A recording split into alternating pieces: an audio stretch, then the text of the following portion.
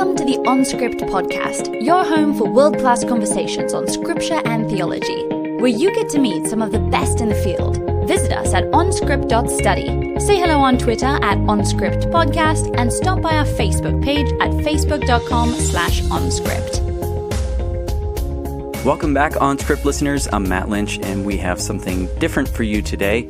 First off, could I ask that you head on over to iTunes and flood them with ratings for our show?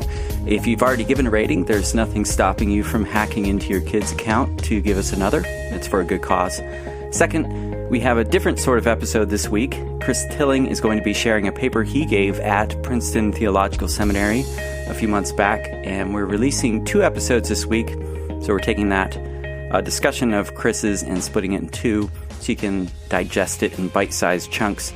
I'd also say that he really gets rolling in part 2, but part 1 is where Chris tees things up, so it's really important. He also gives a little commentary, wit, and humor along the way, so enjoy, and thanks for listening. OnScript co-founder Matt Lynch asked me to read out a lecture I recently gave at Princeton Theological Seminary, and this and the following episode are the result. And I'm not just mentioning his name now so that if this flops, you know who to blame. Why am I mentioning him, actually, apart from that? Well, anyway, in Matt's Old Testament sort of wisdom, he realised that, you know, an entire hour of me holding forth in a lecture might be a little like reading out the whole of 1 and 2 Chronicles at a wedding reception. So, with his Solomonic wisdom, he suggested I cut this baby into 2 episodes, that is. And it'll also give me a chance to say what you can expect and why you might be interested in listening to this lecture. So why read this out here? Why not an interview as normal? Well, one of the things we hope to achieve with our OnScript interviews is to bridge build. Well, we're also hoping, believe me, we're also hoping royally to catch someone out in a quick fire round one day. But bridge building, it's right up there. And this is our goal with that bridge building. We aim to think theologically about the Bible and biblical studies, but also biblically about theology. We want to think about what it means to read biblical scholarship in the church and for the life of faith. And this is one reason why we are really fortunate to have Amy Brown Hughes as a co-host alongside a bunch of biblical scholars. But all of the hosts are concerned to think about the Bible in light of theology and faith. And the following lecture cuts in on some of the questions surrounding that overlap between biblical studies and systematic theology, between reading the Bible with biblical scholars and with doctors of the church. In particular, my lecture will raise these questions by pondering the figure of Karl Barth and his interaction with the Bible. Hence, we thought it would be fun to trial this kind of lecture on OnScript. Karl Barth was a Swiss Reformed theologian of the previous century and, well, arguably the most important church theologian since Thomas Aquinas of the 13th century. He is famous for his lengthy but tectonic plate-shifting church dogmatics. He's also famous for his resistance of the Nazis, the Barmen Declaration, his focus on the doctrine of the Trinity, his rejection of aspects of 19th century so-called liberal theology, and he's famous for his Romans commentary. And the first edition of that Romans commentary, which is called Der Römerbrief in his native German, fact useful for my lecture, was published in 1919, exactly 100 years ago, and it set the theological cat amongst the biblical pigeons. He raised questions that we are still trying to answer today. How does the Bible relate to theology? What does it mean to read the Bible as a biblical scholar, yet as a follower of Christ? With the audacity of a genius, he picked up Romans and read it in a way that directly addressed his congregation in Switzerland. And his answers, his presentation, struck a chord with a lot of people. But his commentary shocked, scandalized biblical scholars and continues to do so. My lecture, then, looks at what Barth was doing in this controversial Romans commentary. It examines why biblical scholars in particular took such offence. It presents reasons why Barth might not have been as mad as some thought he was. And it asks what we might still have to learn from Barth. But in this first part, remember, Matt wants to chop things in half because Solomon.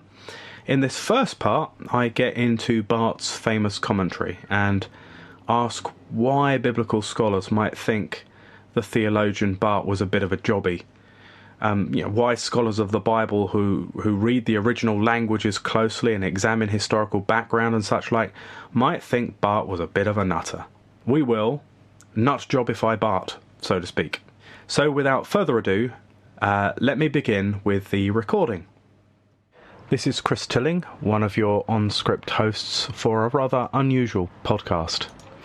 Over the summer of 2019, I presented a paper at the Centre for Barth Studies in Princeton on chapters 8 to 16 of Barth's Romans commentary. It is 50 years since his death and 100 years since the publication of the first edition of his commentary, so it's an important year for Barth's studies.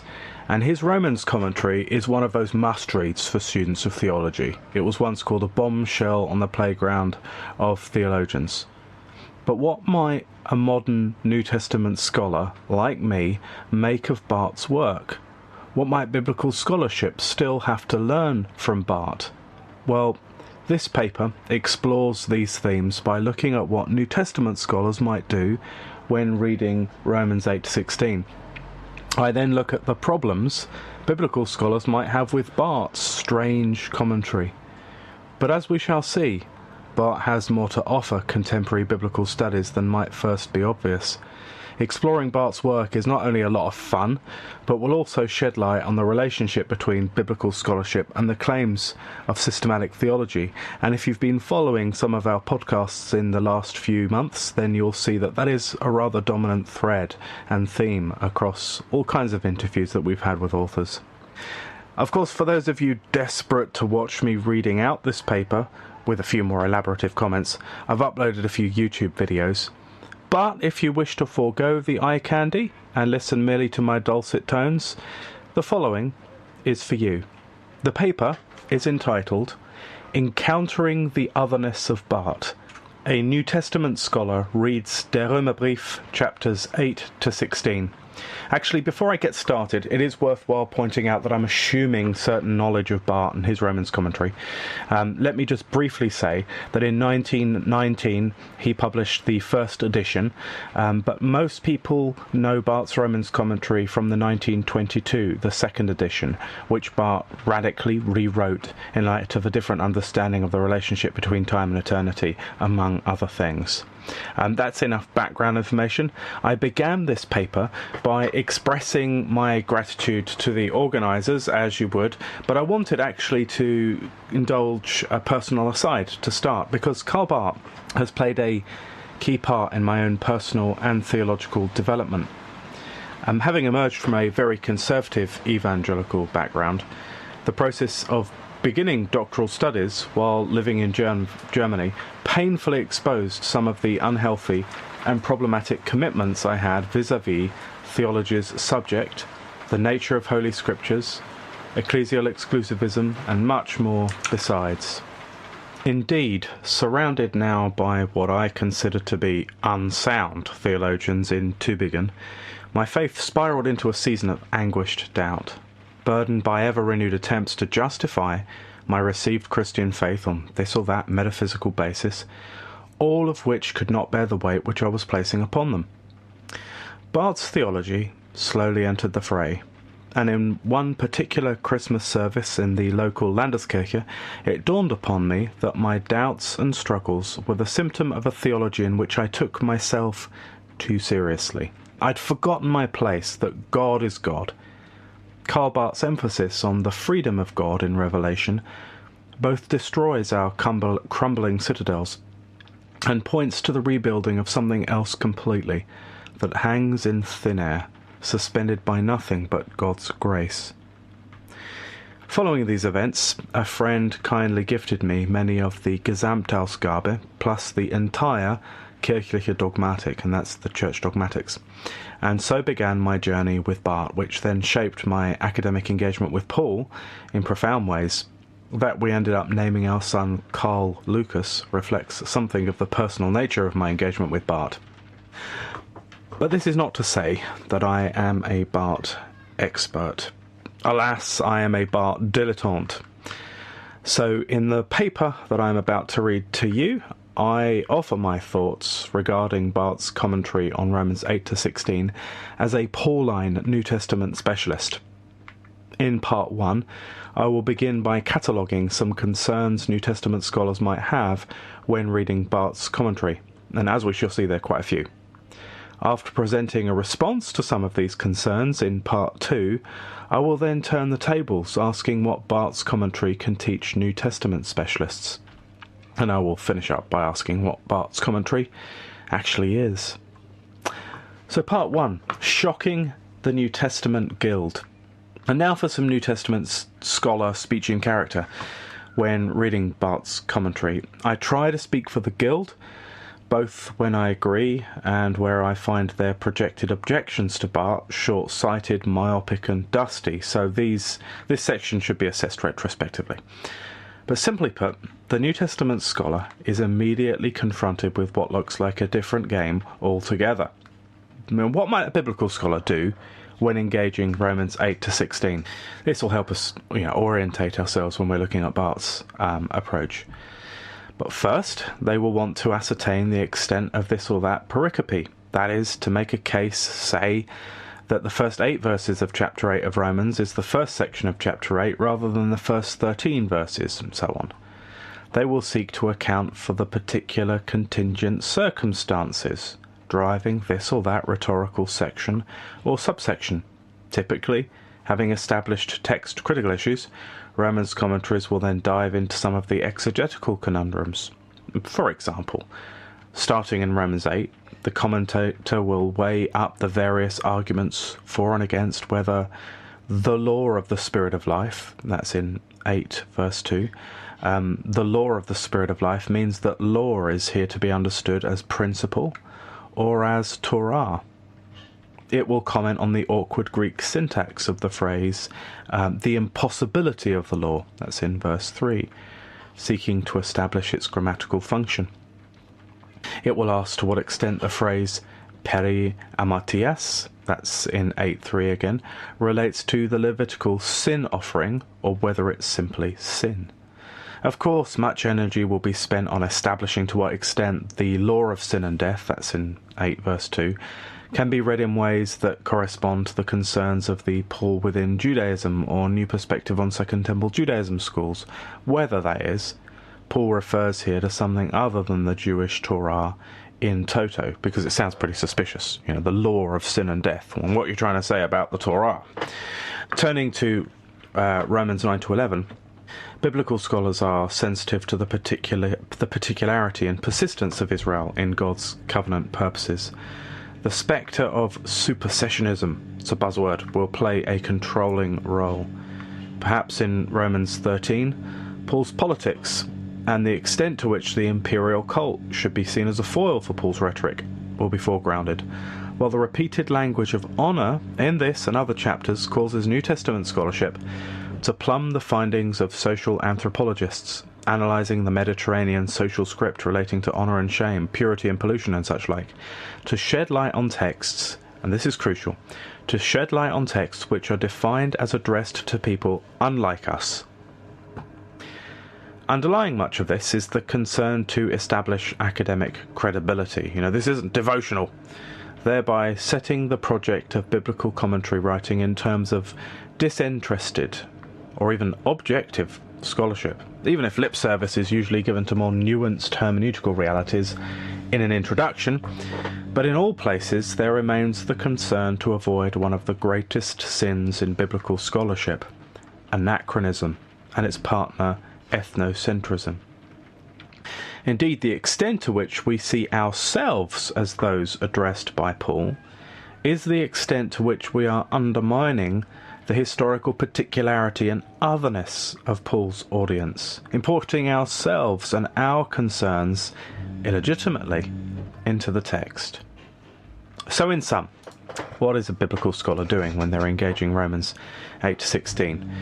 Lexicon analysis, layered with accounts of syntactical possibilities, concerns relating to pericopes, ancient rhetorical functions, and wider matters relating to the textual frame and Paul's cultural encyclopedia will all be foregrounded.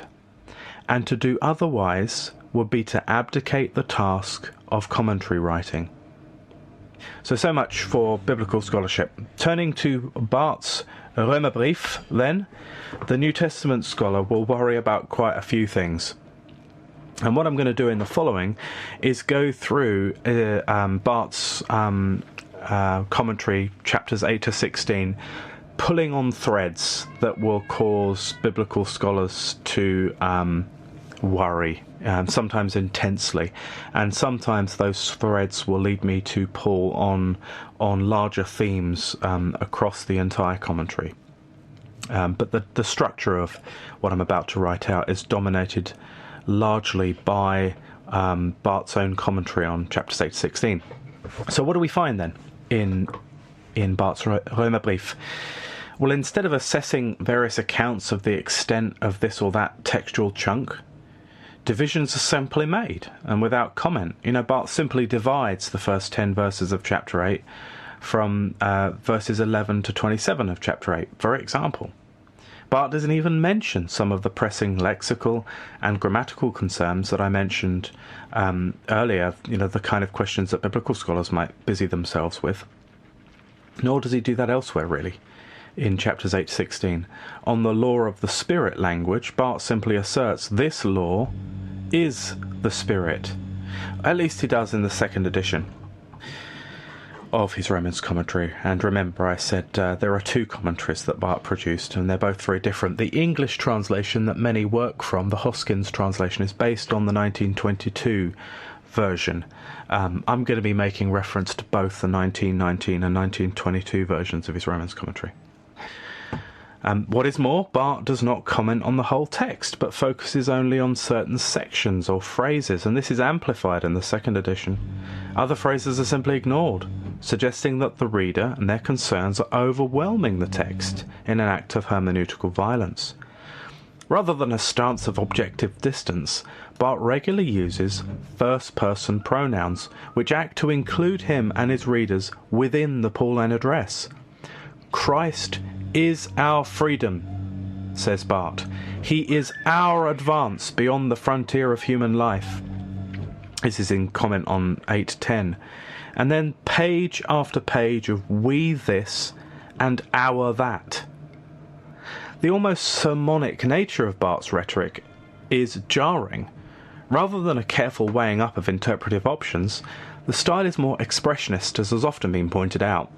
Indeed, and even more so in the second edition, we see something that Bruce McCormack describes as Barth's proclivity for, quote, indirect communication which seeks not so much to convince the reader of an argument, as it does to clear away obstacles to the Spirit's work of making her to be a witness to the truth. This is emphasized by the kind of repetitions and rhythm you might expect from a sermon.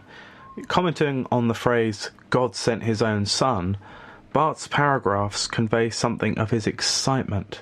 There is nothing here of disinterested objectivity. God sends him is Barth's repeated phrase, which then introduces various angles on what he takes the words to mean. On Romans 8:16, just listen to Barth's devotional joy on display, commenting on Paul's phrase, if children. It's my translation of the German, because the English translation kind of mucks it up. We, God's children, we pause and consider the entire unintuitableness, impossibility, and paradoxical nature of this statement. We, God's children. One can't just say that. It is either the praise of the redeemed or blasphemous gibberish. But whether it is the one or the other on our lips, we have already said it, dared and said it with Abba Father.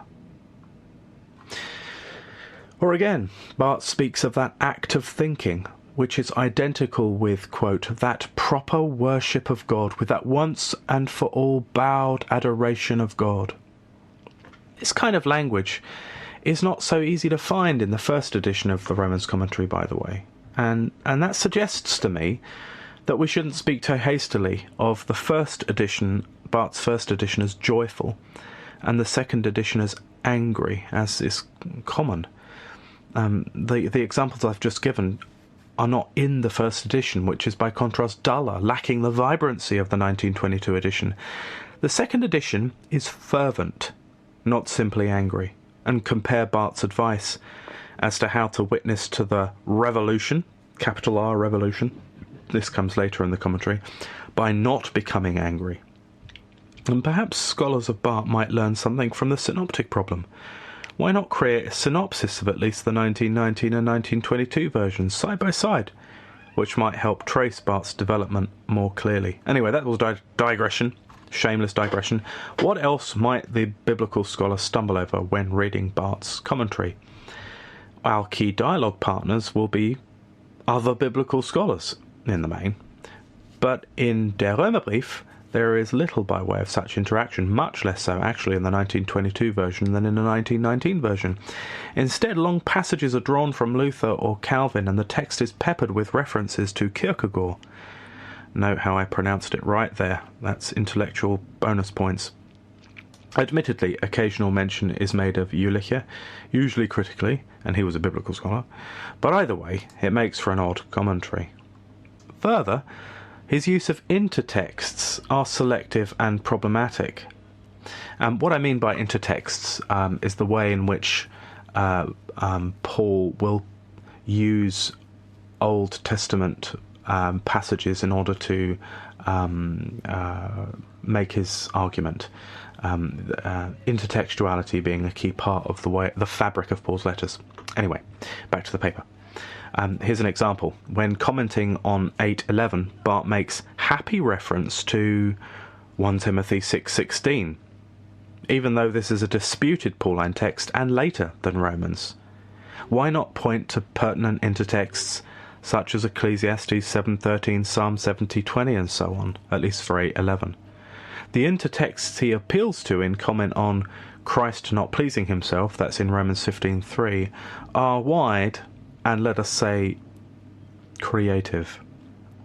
Perhaps more importantly, he regularly salts his argument with references to Job and Ecclesiastes to help establish his basic starting point of divine otherness. But this looks more like a need driven by his own admitted system, if it should be called that, imposed on the text, as described in the preface to the second edition. But I know that I have laid myself open to the charge of imposing a meaning upon the text rather than extracting its meaning from it, and that my method implies this. My reply is that if I have a system, it is limited to a recognition of what Kierkegaard called the infinite qualitative distinction between time and eternity. Then he goes on to cite Ecclesiastes to make his point. But are these concerns internal to Paul? And if not, should they control his exegesis as they do? And for more on this, I refer to Francis Watson's recent, if extremely uneven, article on Barth, Rewriting Romans, which was in the book Freedom Under the Word, edited by Ben Rhodes and Martin Westerholm. Indeed, this leads to wider concerns that have been voiced by New Testament scholars for as long as his commentary existed. Is Barth simply imposing theological categories, using the text as a launchpad to create various theological meditations that bear little resemblance to Paul's concerns in the letter? He speaks of the Spirit as, quote, the third person of the Godhead, for example, and of Christ as he passes through the Old Testament.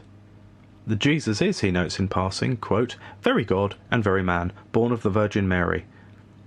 Claims which are taken to be commentary on Paul's phrase, God sent his own Son. Anachronism, shout a choir of New Testament scholars.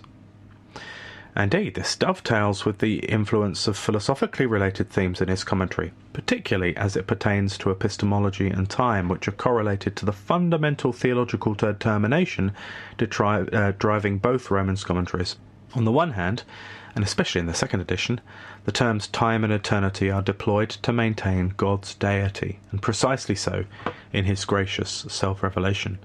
This drives much of Barth's commentary, including Romans 8, particularly the subsection The Truth, as well as his famous comments regarding time in Romans 13. But these are highly philosophical distinctions drawn from outside Paul. They nevertheless shape his exegesis thoroughly, such that he claims, for example, quote, "Flesh is the decision which occurs in time." But is flesh a decision for Paul? Is eternity concealed, yet preserved within our time, as he says? Is this a theory of time, if that is what it is, to be preferred over other models?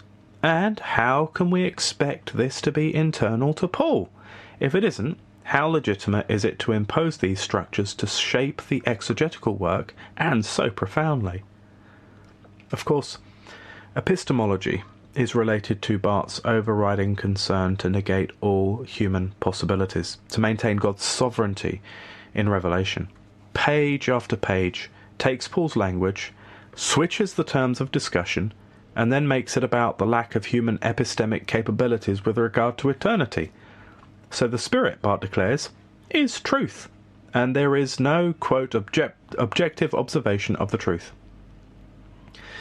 But not just biblical scholars see here an imposition onto Paul's letters.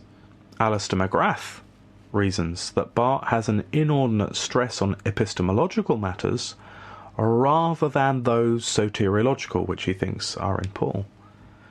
And then we turn to his account of Israel in Romans 9 to 11. Now, it won't be news to anybody, I'm sure, but Barth's moves have been heavily criticised. With some cavalier term switching, Barth speaks of the church when Paul speaks of Israel, and of the unecclesiastical persons when Paul speaks of Gentiles. Has not at least the danger of supersessionism reared its head?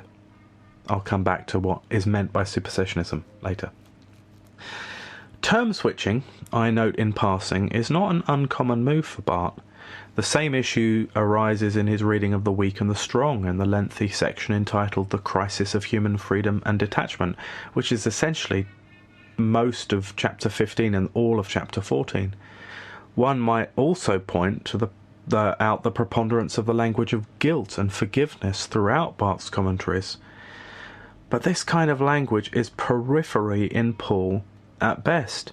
Yet for Barth, forgiveness is the righteousness of God, it is the content of proclamation, it is the revolution, and so on. But the words for forgiveness do not appear in Romans except once in Romans 4:7. So these terms are instead added to the rhetoric, switched in place of others to create a picture Paul has not painted. But there is more. Is not Paul's intent in Romans 9 verses 22 to 24 to distinguish two camps of people, vessels of wrath and mercy? Yet the New Testament specialists might be surprised to see how Barth universalizes vessels of wrath to mean all people in time, and vessels of mercy to mean people in eternity. Furthermore, Barth's treatment of the 7,000 who have not bowed the knee to Baal, this is Romans 11:4, and I quoted from the 1922 commentary.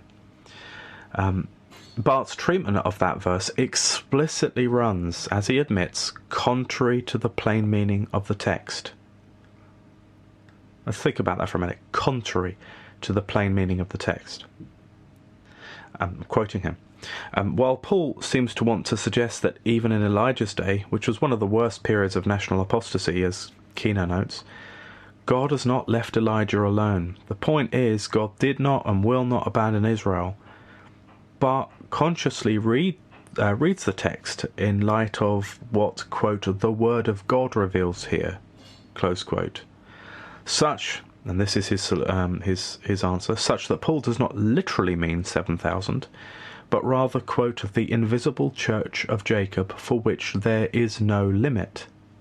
Now, all of this, together with the switching of terms relating to Israel and Gentiles, is, we are told, Paul's meaning. That's, to quote him, Paul's meaning. He has laid out, he thinks, quote, the main theme of Romans 9 to 11, with these claims. Barth is even confident enough to state in comment on Romans 10 verses 5 to 6, quote, "What Moses means," close quote. Cue biblical scholar eye roll. Such exegetical methods are why he can confidently state that, for example, the exhortation to, quote, "think soberly," is not about the pagan virtue of sobriety.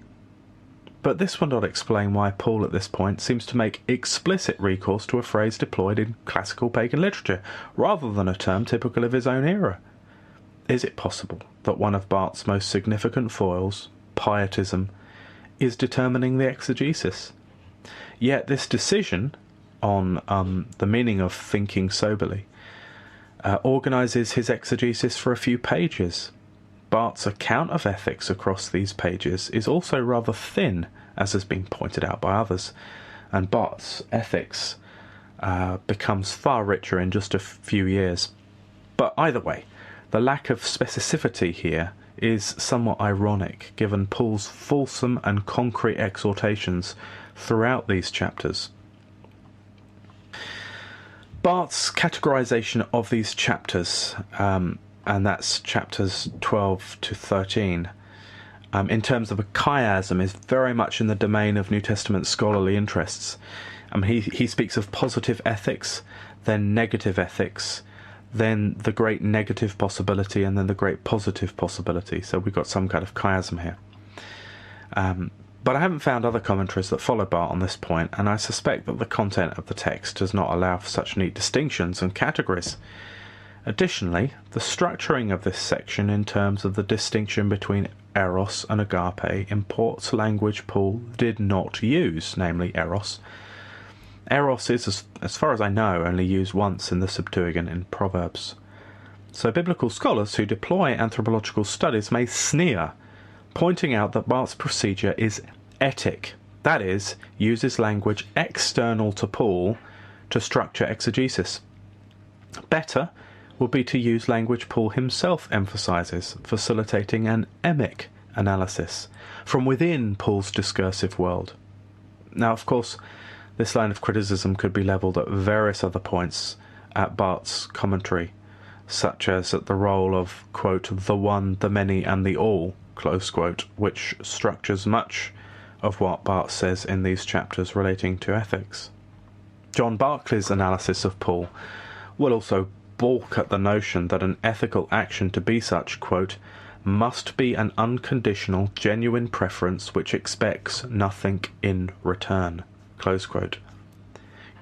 I think John Barclay and others will just say, isn't this Kant dressed up in Christian clothes? Barth actually speaks of affinities with the ethics of Kant in this section. And part of the argumentation in these chapters on ethics, as well as his commentary on Romans 9 to 11, encodes Israel, Pharisees, religion, with themes of moralism, self-assertiveness, being concerned with deeds and facts, and so on, which paves the way for his Lutheran account of works of law in epistemological terms. Naturally, this links to new perspective criticisms of old perspective Pauline scholarship, in which Israel's pattern of religion, to use the language of Sanders, should not be understood as legalistic. Does this not then have a knock-on effect on Barth's argument about the godness of God in Revelation? Is Barth merely projecting the Reformers' battle with medieval Catholicism onto the text of Romans? But so much has been written about old perspective, new perspective, and so on. I'm not going to linger on it any longer. Instead, and finally, I must alight upon the final pressing issue that stands behind much of what I've already argued. Barth, indeed famously, lays out his project in the preface to the second edition, in contrast to the commentaries of noted biblical scholars. Commentary is more, he states, quote, "than a mere repetition in Greek or in German of what Paul says. The conversation between the original record and the reader should move round the subject matter, die Sache, the subject matter, until a distinction between yesterday and today becomes impossible." Barth's constant recourse to first-person pronouns, which become all the more noticeable in his comments on Romans 12 to 15, together with the pastoral immediacy of page after page, suggests a lack of general concern for the contingency of the Roman auditors. As he spells out in comment on Romans 12, to abstract Paul's language would lead to complete misunderstanding, that is, to, quote, abstract of them from the context which has given them birth, close quote. And at this point one thinks that he's going to go on and speak about the wider Greco-Roman and Second Temple Jewish contexts out of which Paul wrote. But that is not what he means. He goes on to specify that context as, quote, the concrete world in which we live, close quote, leading to the famous exhortation to read newspapers as important for those who want to understand Romans. He nods in the direction of the importance of Paul's Roman addressees on the penultimate page of the commentary, stating, quote, for this body of men and women it seems that this theology, was the living theme. But this acknowledgement of the original auditors finds little space anywhere in his commentary on Romans 8 to 16, suggesting that the historical particularity of the letter has not been given due attention. Barth's exegesis, as a result, strays a little from historical anchorage. So his comments on Romans 15:15 and the phrase in some sort more bold takes Paul's text as a launchpad to barely connected theological reflections about standing amicably side by side with Catholics and Protestants. But this is surely the kind of activity, he insists, the commentary does not exercise in the preface to the English translation, when he states that his, quote, sole aim was to interpret Scripture and not engage in free theologizing, close quote. In fact, perhaps the closest he comes to traditional historical critical exegesis in his commentary on chapters 8 to 16 is a single paragraph on page 534 of Hoskin's translation, where Barth details Paul's travel plans. So thus endeth the speech and character of over 20 objections, which might be or have been raised by New Testament scholars with varying degrees of poignancy. You've been listening to OnScript, delectable conversations on scripture and theology. If this episode has brought you inner peace or lit your biblical fire, please consider a small donation of just $2 or $5 per month. Information on how to donate can be found at onscript.study/donate.